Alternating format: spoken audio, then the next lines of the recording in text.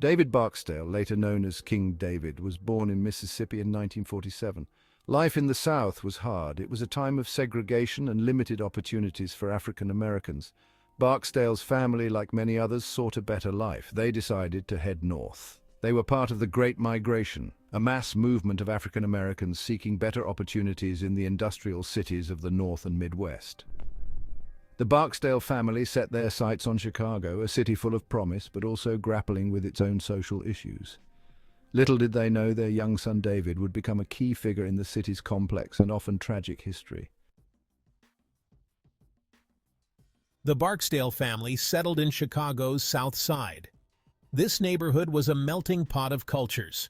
However, it was also plagued by poverty and inequality. For young David, the streets presented a different kind of education. He witnessed the struggles of his community firsthand. He saw how poverty and lack of opportunity could trap people. It was in this environment that Barksdale, along with several friends, formed a club. They called themselves the Devil's Disciples.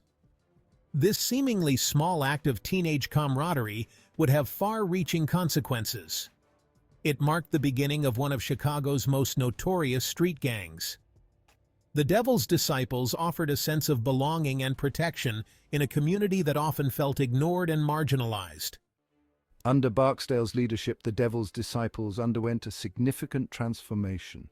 This wasn't just a change in name or appearance, it was a complete overhaul of their identity and operations. They shed their devilish moniker and rebranded themselves as the Black Disciples. This rebranding was more than cosmetic. It was a strategic move to align themselves with the broader social and political movements of the time. This name change reflected a growing sense of black consciousness that was sweeping the nation. The 1960s were a time of great social upheaval, and the Black Disciples wanted to be seen as part of this larger struggle for civil rights and social justice. The Black Disciples provided social services, but they also engaged in criminal activities. They set up community programs, offered protection, and even provided financial assistance to those in need. However, these benevolent acts were often overshadowed by their involvement in drug trafficking, extortion, and other illegal enterprises.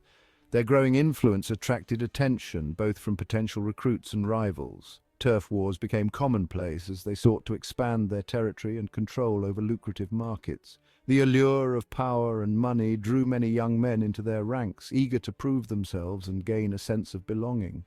The struggle for control of territory and illegal enterprises led to a surge in violence. Shootings, robberies, and other violent crimes became daily occurrences in gang-controlled neighborhoods.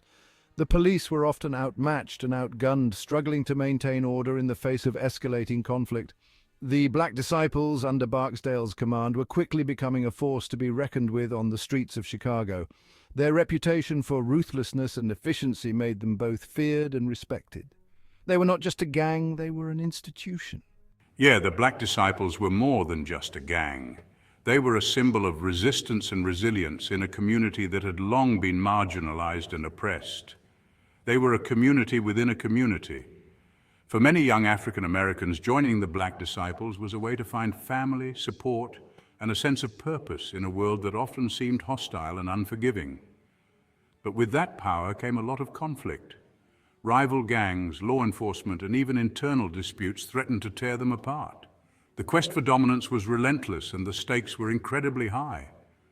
The streets were a battlefield, and everyone wanted a piece of the action.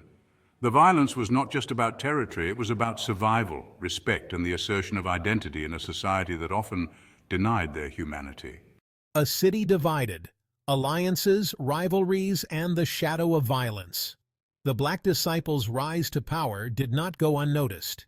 Their influence spread quickly, and their presence was felt in every corner of the city. They were not just a gang, they were a force to be reckoned with. Other gangs saw them as a threat, and alliances shifted like sand in the wind. The balance of power was constantly in flux, with old friends becoming new enemies overnight. One of the most significant rivals the Black Disciples faced was the Blackstone Rangers, led by the charismatic Jeff Fort. Fort was a master strategist, and his leadership made the Blackstone Rangers a formidable adversary. The rivalry between these two gangs would become a defining chapter in Chicago's gangland history, marked by violence and bloodshed. Each clash left a trail of destruction, and the streets of Chicago became a battleground. The struggle for control of territory, drug trafficking, and influence fueled a cycle of retaliation. Every move was met with a countermove, and the stakes were life and death.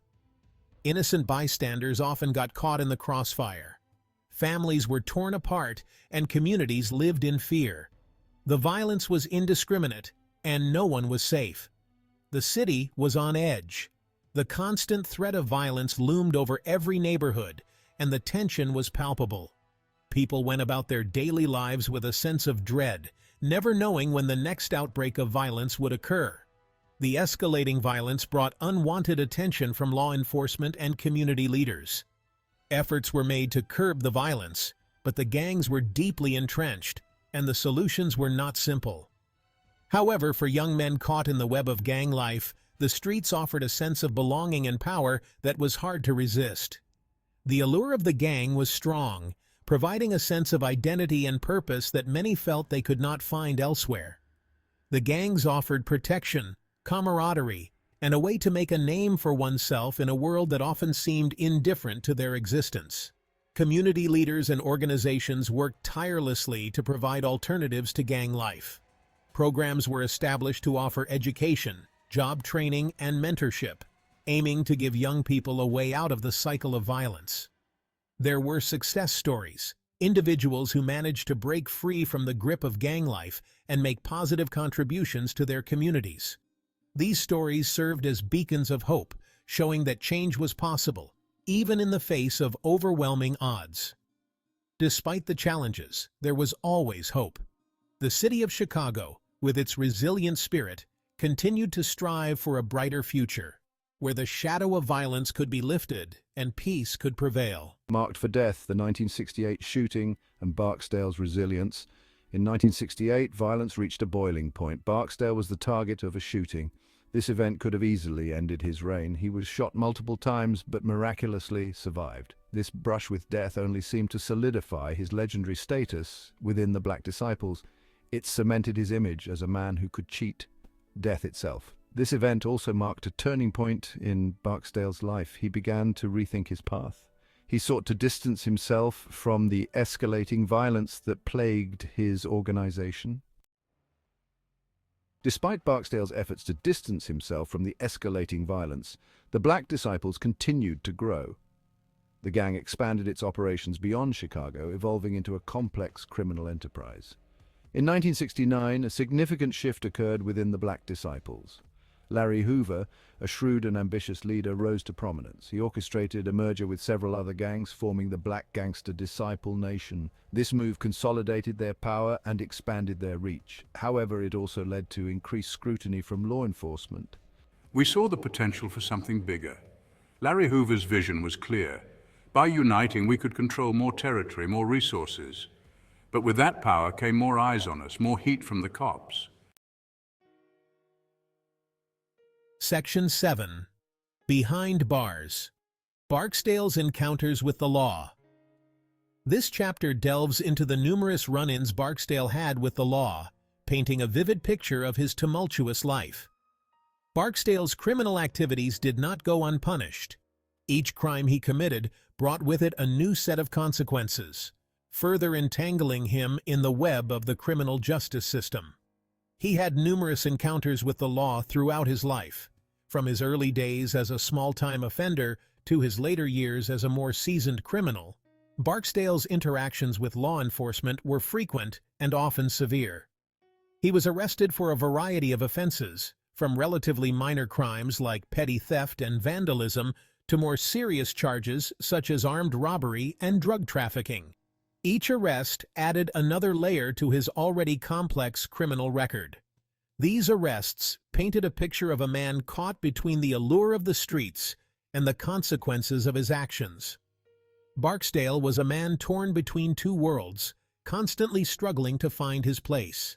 We arrested Barksdale multiple times. Each time it seemed like he was more entrenched in his criminal ways, making it harder for him to escape the cycle. It was a constant cycle. He'd get out and before long he'd be back in. The revolving door of incarceration was a harsh reality for Barksdale. He'd get out, and before long, he'd be back in. The streets were his life, and it was hard for him to break free.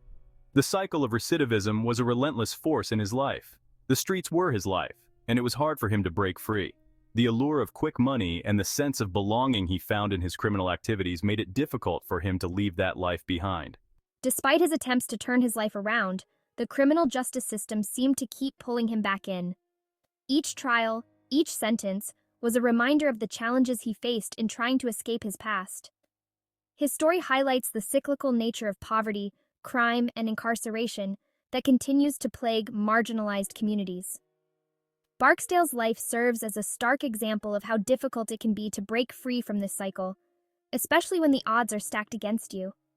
The systemic issues within the criminal justice system often make it nearly impossible for individuals like Barksdale to find a way out. The lack of support, resources, and opportunities only exacerbates the problem, trapping them in a never-ending cycle of crime and punishment. However, there is always hope for change. Community support, rehabilitation programs, and systemic reforms can provide a glimmer of hope for those looking to break free from the cycle. Barksdale's story, while tragic, also serves as a call to action for society to address these deep-rooted issues and work towards a more just and equitable system.